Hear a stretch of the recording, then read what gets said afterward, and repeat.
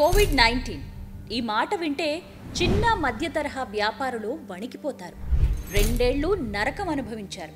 కొందరు వ్యాపారాలు మూసేశారు. అప్పులు పెరిగి కొందరు ఊళ్ళకు వెళ్లిపోయారు. మన దేశ చరిత్రలో ఇలాంటి రోజు ఇంకెప్పుడైనా ఉందా? వెనక్కి వెళ్తే మీ ఆలోచన 1975లో ఆగిపోతుంది. 75 నుంచి 77 వరకు 21 నెలలు ఇండియాలో ఎమర్జెన్సీ నడిచింది. ఫుడ్ బిజినెస్లు కుప్పకూలిపోయాయి. అచ్చం కరోనా సిట్యువేషన్. అంత బ్యాడ్ టైంలో కూడా లాభాలు సంపాదించిన ఒకే ఒక్క ఫుడ్ బిజినెస్ ఎంటీఆర్ ఇవాళ ఏడాదికి 1000 కోట్ల వ్యాపారం చేస్తోంది. ఈ సక్సెస్ స్టోరీని చూసే ప్రతి ఒక్కరూ వీళ్లలాగే జీవితంలో మీరు సక్సెస్ అవ్వాలని 6JVR మనస్ఫూర్తిగా కోరుకుంటోంది. South India famous astrologist and gemologist Lakshmi Ganapathirao Jamalapuram 6JVR ద్వారా ఇండియాలో అతి తక్కువ ధరకే నవరత్నాలను, జాతిరత్నాలను అందిస్తున్నారు. పూర్తి డీటెయిల్స్ కోసం కింద నెంబర్కు కాల్ చేయండి. ఎంతమంది కాంపిటీటర్స్ వచ్చినా ఎంటీఆర్ను ఏమీ చేయలేకపోతున్నారు. ఇంత పెద్ద సక్సెస్ ఎంటీఆర్కు ఎలా వచ్చింది? ఎంటీఆర్ స్టోరీ 1922 కర్ణాటక ఉడిపిలో స్టార్ట్ అయింది. వంట తప్ప మరో పనిరాని పరమేశ్వరమయ్య, గణపయ్యమయ్య, యజ్ఞ నారాయణమయ్యలతో మొదలైంది. ధనవంతుల ఇళ్లలో వంట పని కోసం 3 సోదరులు బెంగళూరుకు వచ్చారు. ఇళ్లలో వంట చేయటం ఇష్టం లేని గణపయ్య కొంతకాలం తర్వాత బెంగళూరు రోడ్డు మీదకు వచ్చేశాడు. 1924లో అన్న పరమేశ్వరతో కలిసి బ్రాహ్మణ్ కాఫీ క్లబ్ అనే హోటల్ తెరిచారు. అదే ఎంటీఆర్ బ్రాండ్కు పునాది. కాఫీ క్లబ్బుల్లో ఇడ్లీతో పాటుగా పులిహోర, దద్యోజనం అమ్మేవారు. యజ్ఞనారాయణ వంట మనిషిగానే మిగిలిపోయాడు. 1939 తర్వాత బ్రాహ్మణ్ కాఫీ క్లబ్ బాగా సక్సెస్ అయింది. కానీ రెండో ప్రపంచ యుద్ధం వాళ్ల వ్యాపారానికి పెద్ద అడ్డంకిగా మారింది. యుద్ధ సమయం కావడంతో దేశంలో ఆహార ధాన్యాలపైన ఆంక్షలొచ్చాయి. బియ్యం వినియోగం తగ్గించాలని అప్పటి బ్రిటిష్ సర్కార్ హుకుం జారీ చేసింది. ఇది బ్రాహ్మణ్ కాఫీ క్లబ్కి పెద్ద నష్టం. బియ్యం వీళ్ల ప్రధాన ముడిసరుకు. ఏం చేయాలో తోచని తరుణం. క్లబ్బు నడిపించలేని కష్టం. సమస్యను అవకాశంగా మలుచుకున్నప్పుడే ఏ వ్యాపారమైనా ముందుకు సాగుతుంది. బ్రాహ్మణ్ బ్రదర్స్ కూడా బియ్యంతో వచ్చిన కయ్యానికి సొల్యూషన్ కనిపెట్టారు. బియ్యం ప్లేస్లో రవ్వను తీసుకొచ్చారు. బియ్యంతో తయారయ్యే ఇడ్లీని రవ్వతో తయారు చేశారు. మూడో బ్రదర్ యజ్ఞ నారాయణ కనిపెట్టిన ఈ ఫార్ములా మొత్తం ఫ్యామిలీ బిజినెస్కి ఓ టర్నింగ్ పాయింట్ అయింది. అదే ఫార్ములా ఇవాళ కొన్ని వేల మంది వ్యాపారులకు అవకాశంగా మారింది. యజ్ఞ నారాయణ కనిపెట్టిన ఆ ఫార్ములా ఏంటో తెలుసా? రవ్వ ఇడ్లీ. రవ్వ ఇడ్లీ పుట్టింది బ్రాహ్మణ్ కాఫీ క్లబ్లోనే. అంతకుముందు ఇడ్లీని బియ్యంతో చేసేవారు. నాడు యజ్ఞ నారాయణ ఇన్నోవేషనే నేడు మనం తింటున్న రవ్వ ఇడ్లీ. రెండో ప్రపంచ యుద్ధమే రాకపోతే మనం రవ్వ ఇడ్లీ తినేవాళ్లం కాదేమో. రవ్వ ఇడ్లీ మాత్రమే కాదు, దోశలు, చట్నీలు కూడా బ్రాహ్మణ్ కాఫీ క్లబ్లోనే పుట్టాయి. ఎంటీఆర్ తయారు చేస్తున్న ఫుడ్ ప్రొడక్ట్స్లో రవ్వ ఇడ్లీనే ఇప్పటికీ చాలా ఫేమస్. రవ్వ ఫార్ములా వాళ్ళకి తెలిసినట్టుగా ఇంకెవ్వరికీ తెలియదనే చెప్పొచ్చు. రవ్వ ఇడ్లీ ఇచ్చిన సక్సెస్ కిక్కుతో బ్రాహ్మణ్ కాఫీ క్లబ్ బిజినెస్ మారిపోయింది. బెంగళూరు ప్రజలకు రవ్వ ఇడ్లీ ఫేమస్ ఫుడ్ అయిపోయింది. ధనవంతుల ఇంట్లో వంట పని మానేసి యజ్ఞ నారాయణ కూడా ఫ్యామిలీ బిజినెస్ లోకి అడుగుపెట్టారు. లాభం పెరగటంతో ఎక్స్పాన్షన్ కు వెళ్లారు. ఇది ప్రతి బిజినెస్ మెన్ ఐడియానే.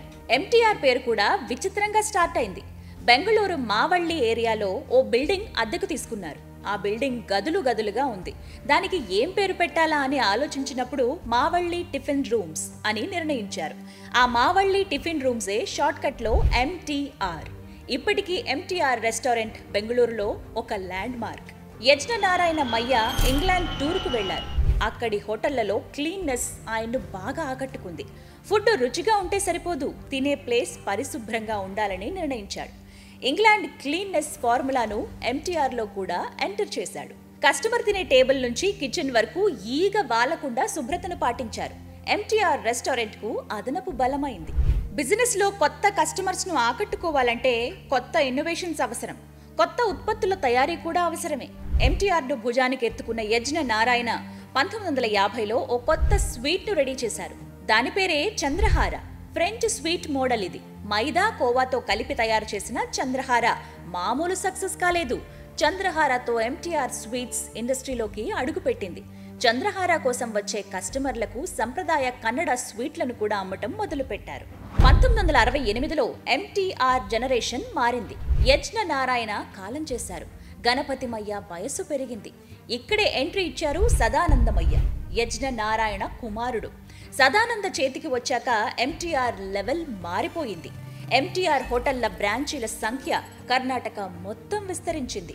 కానీ 1939లో రెండో ప్రపంచ యుద్ధం తెచ్చిన సమస్య కంటే ఈసారి అతిపెద్ద సమస్య ఎదురైంది. 1975 భారతదేశంలో 21 నెలల బ్లాక్ డేస్. ఇందిరాగాంధీ ప్రభుత్వంలో ఎమర్జెన్సీ. దేశం ఆంక్షల వలయంలోకి వెళ్ళింది. ఫుడ్ కంట్రోల్ యాక్ట్ వచ్చింది. తక్కువ ధరలకు అమ్మాలని కేంద్రం ఆర్డర్స్. 25 పైసలకు వచ్చే ఇడ్లీని 10 పైసలకే అమ్మాలి. ఫుడ్ ఇండస్ట్రీ పూర్తిగా దెబ్బతింది. కొందరు ఉద్యోగుల్ని తీసేశారు. మరికొందరు కల్తీ సరుకుతో తక్కువ ధరకు వ్యాపారం చేశారు. ఇంకొందరు ఎమర్జెన్సీ పోయాక హోటళ్లు తెరుస్తామని ఎదురు చూశారు. కానీ ఎంటీఆర్ ఒక్కటే ఎలాంటి వణుకు లేకుండా బిజినెస్ ను ముందుకు నడిపించింది. సదానంద ఒక్క ఉద్యోగిని కూడా తొలగించలేదు.